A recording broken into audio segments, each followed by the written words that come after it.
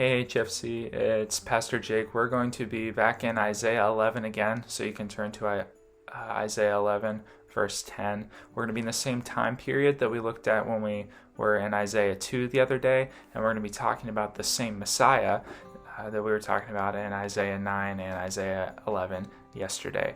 So in this passage, starting in Isaiah 11, verse 10, we are going to see our guaranteed hope. So read with me through the rest of Isaiah chapter 11. In that day, the root of Jesse, who shall stand as a signal for the peoples, of him shall the nations inquire, and his resting place shall be glorious. In that day the Lord will extend his hand yet a second time to recover the remnant that remains of his people from Assyria, from Egypt, from Pathros, from Cush, from Elam, from Shinar and Hamath, and from the coastlands of the sea. He will raise a signal for the nations, and he will assemble the banished of Israel and gather the dispersed of Judah from the four corners of the earth. The jealousy of Ephraim shall depart, and those who harass Judah shall be cut off. Ephraim shall not be jealous of Judah, and Judah shall not harass Ephraim. But they shall swoop down on the shoulder of the Philistines in the west, and together they shall plunder the people of the east. They shall put out their hand against Edom and Moab, and the Ammonites shall obey them. And the Lord will utterly destroy the tongue of the sea of Egypt, and will wave his hand over the river, and his scorching breath, and strike it into 7 channels, and he will lead people across in sandals.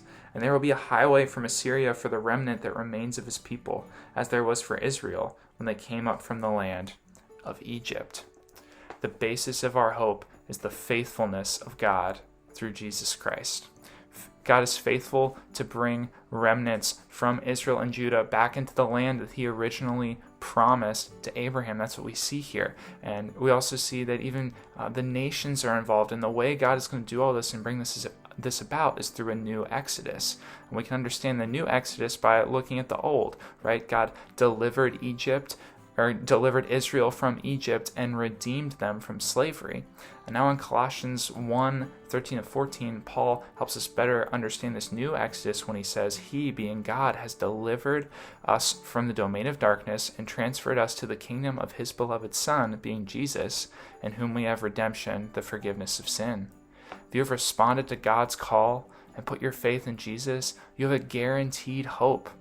God is faithful. We are forgiven in Christ, and we will dwell with him and his people forever.